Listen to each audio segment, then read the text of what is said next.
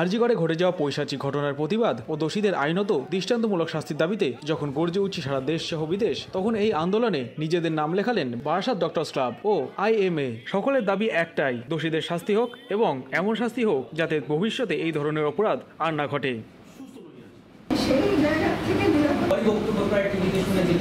আজকে আমাদের এটা লজ্জার সাথে বলতে হচ্ছে যে মেয়েরা রাতে কাজ করবে, বেরোবে, তার জন্য আমাদের পথে বেরোতে হচ্ছে। স্বাধীনতার এতদিন পরেও আমরা আজও মেয়েদের স্বাধীন করতে পারিনি। তার জন্য আমাদের সকলের এই সোচ্চার প্রতিবাদ।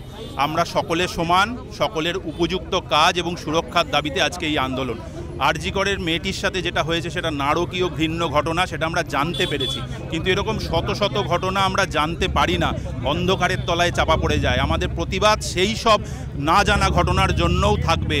না, আজকে আমাদের প্র্যাকটিক্যালি দেওয়ালে পিঠ ঠেকে গেছে।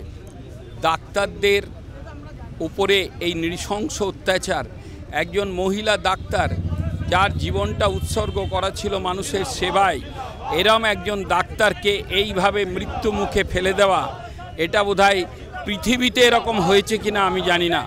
এবং ভারতবর্ষে তো আমি কোনোদিন জন্মের পর থেকে কোনোদিন শুনিও নি, স্বাধীনতার পর থেকেও কোনোদিন শুনিনি। সন্দীপবাবু কি অপরাধ করেছেন কি করেননি এটা পুরো জুডিশিয়ারি দেখবে, এবং আশা করি যদি উনি অন্যায় করেন নিশ্চয়ই তার বিচার হবে, কিন্তু আসল দোষীকে বাইরে আনতে হবে, আসল দোষীকে ধরতে হবে, এবং আমরা বিচার চাই। We want justice, we want justice. সবাই শাস্তির দাবি করছি।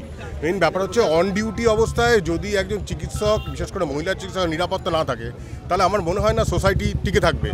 এই যে আরজিকরে যে ছাত্রী হত্যা হয়েছে, ধর্ষণ হয়েছে, তার বিচারের দাবিতে, ন্যায্য বিচারের দাবিতে, দ্রুত বিচারের দাবিতে সরকারকে প্রভাবিত করার জন্য, চাপে রাখার জন্য বলতে পারেন, একটা আন্দোলনের ডাক দিয়েছে যে সারা ভারতবর্ষে সকাল 6টা থেকে আজ শনিবার, আগামীকাল রবিবার সকাল 6টা পর্যন্ত 24 ঘন্টার কর্মবিরতি পালন করার জন্য।